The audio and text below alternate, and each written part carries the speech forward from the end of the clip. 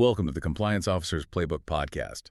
Today we are doing a deep dive into what might be the most foundational conflict in digital finance right now. It's this high-stakes clash between the core promise of crypto anonymity and, on the other side, the global push for regulatory compliance. Exactly. It's really a question of whether an unregulated system can ever truly play nice with the regulated world. And for this deep dive, we've pulled together some really powerful sources. We've got analytical papers on the legality of crypto tumblers, the main tools for this anonymity. Right. And we've juxtaposed those with recent European parliamentary analysis, especially looking at what happened after the 2022-2023 crypto winter. So we get this full picture of the balancing act, especially with new laws like MiCA and the transfer of funds regulation. So our mission for you today is pretty straightforward. We want to unpack how these anonymity services actually work, look at the, frankly, spectacular failures that finally forced regulators to get aggressive, and maybe most importantly, reveal the very clever ways the industry is trying to get around these new rules. Okay, so let's start with that foundational tool, the cryptocurrency tumbler, or as it's often called, a mixer. Right. For anyone less familiar, our sources basically describe it as a digital laundry machine.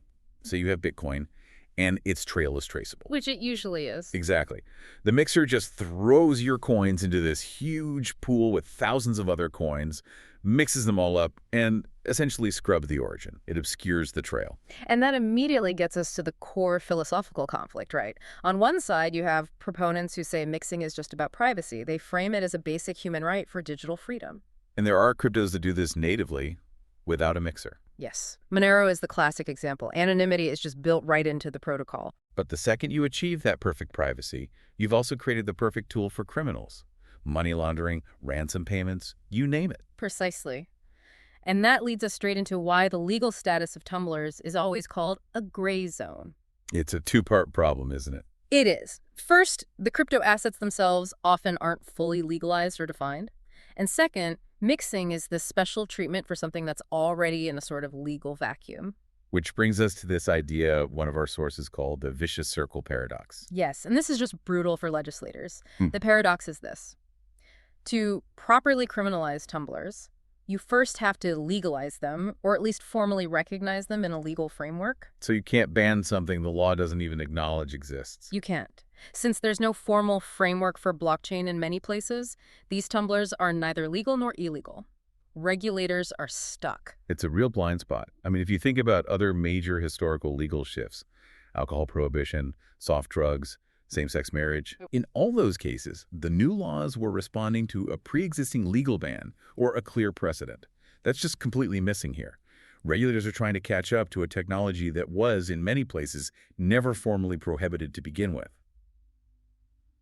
So if the law is kind of stuck in this theoretical loop, what was the massive real-world event that finally forced regulators to act? Oh, that was without a doubt the crypto winter of 2022-2023. This wasn't just a market dip. It was a complete systemic failure that acted as a very loud, very painful wake-up call for compliance. And the first domino to fall was Terra Luna. Yes, the Terra Luna collapse. We're talking operational malfunctions and losses of over $50 billion US.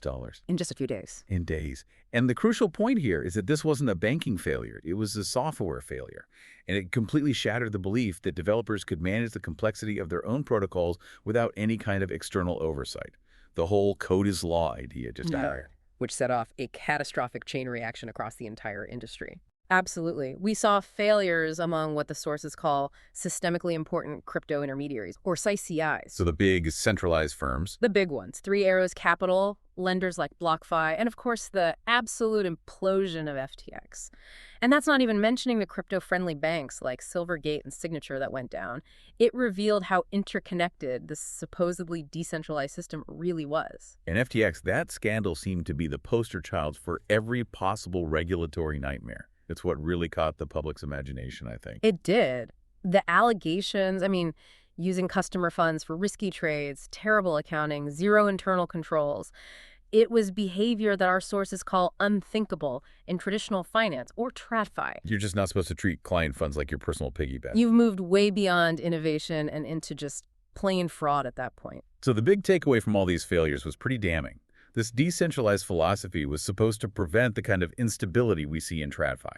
Yet it just recreated it. The collapses showed massive institutional instability and hugely concentrated risk, even in systems that called themselves decentralized. The risk didn't go away, it just moved. And after all that, the European Union moved pretty fast to formalize its rules. They came up with two major responses. First is MiCA, the Markets in Crypto Assets Regulation. MiCA. Okay, and this is basically a licensing scheme for centralized providers, right? That's right. It says operational rules for all crypto asset service providers, or CASPs. It's about making sure that if you operate centrally in the EU, you have capital, you have proper governance. You have accountability. Exactly. And the second big piece of legislation is the Revised Transfer of Funds Regulation, the TFR. This brings CSPs under the so-called travel rule. The travel rule, so collecting sender and receiver information for transactions. Yes, basic name and account number stuff to combat money laundering. So these two laws really fenced in the centralized players. But that leaves a huge glaring challenge for MiCA, which is the exemption. The exemption for fully decentralized platforms without an intermediary. That's the loophole. It's the biggest loophole in the whole framework. Of course, many big platforms immediately started claiming full decentralization to try and sidestep the rules. It's classic regulatory arbitrage. And it makes it so hard for the national authorities. Yeah. I mean, how do you fine or license a platform that just claims it has no one in charge? You can't, really. And what's fascinating is that the sources show that even when these services claim they're decentralized, they still have these major points of concentration. Like what? Well, take pool lending. Users' funds are all pooled together. The code might manage it, but functionally, it looks a lot like a credit institution. And the developers themselves often still hold all the cards. They absolutely do. They might hold a huge number of the governing tokens or have the sole ability to update the code. That kind of control completely contradicts the whole spirit of decentralization. They have all the governance with none of the accountability. Okay, this is where it gets really interesting. Let's dig into the specific tactics firms are using to get around these rules. First, how regulators are using old laws to fight back, and then how firms are using geography. Right. So regulators, especially in the US, have had to get creative. They've been classifying certain crypto products as securities to gain some enforcement power. The Howey test. The decades-old Howey test, exactly. Think about lending firms like Celsius and BlockFi with their earn programs. The key was that you often transferred ownership of your crypto to them.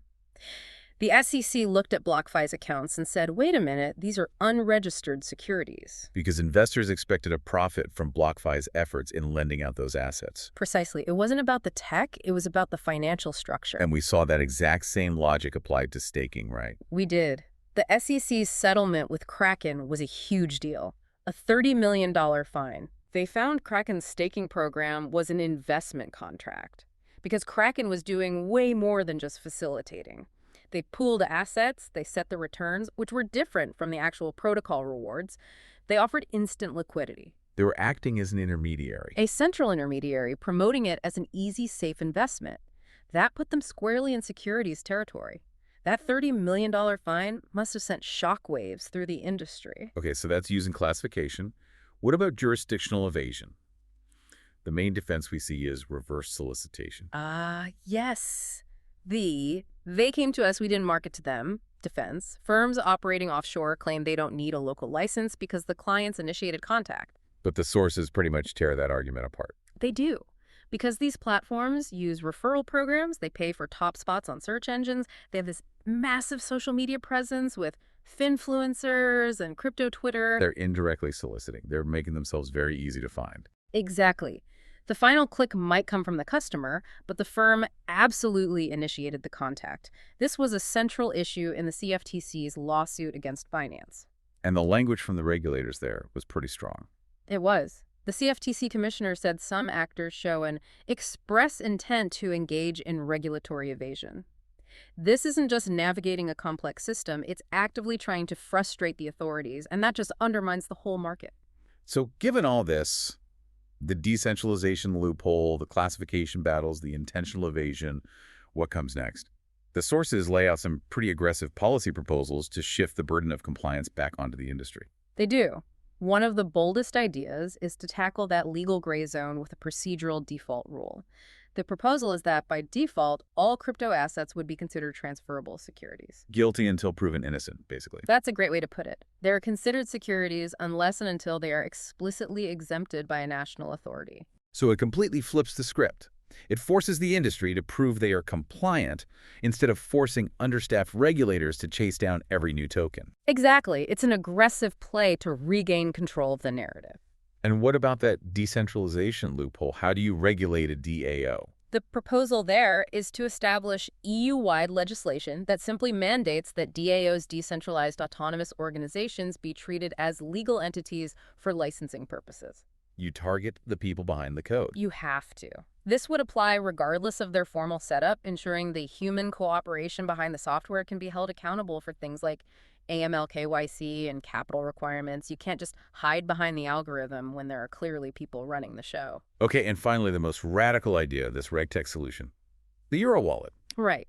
The Euro wallet is a fascinating concept. It would be a public, foundational IT infrastructure, maybe developed under the IADARIUS regulation, but with compliance features embedded in the code. So technology enforcing the law, not the other way around. Precisely. This wallet would, by design, limit transfers and contracts only to regulated, supervised intermediaries in cooperating countries.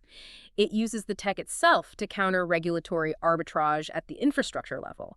It's a huge shift in thinking, but it could, in theory, enforce the rules while still maintaining user privacy from third parties. So this whole deep dive really shows this agonizing struggle. Yeah. You have innovation pushing for anonymity and decentralization at all costs. And then you have regulators spurred on by these huge collapses, desperately trying to impose some accountability, but they keep getting stuck in this legal gray zone where the technology just moves too fast. It seems like that struggle is far from over. Far from it. I mean, even with big steps like MICA and the TFR, that legal uncertainty is going to stick around until more aggressive measures are taken. Things like that default rule on securities or mandating legal status for DAOs. Which leaves a pretty big question for you, our listener. How long can financial innovation really thrive on this kind of regulatory arbitrage before embedded compliance, something like that Euro wallet concept, becomes the only trusted way forward? Thanks for listening today. To my paid subscribers, I appreciate your support more than you know. And if you're listening on the free feed and want to support the show or get access to subscriber-only bonuses, just head to Apple Podcasts and subscribe to Compliance Officers Playbook podcast. I'll see you in the next episode.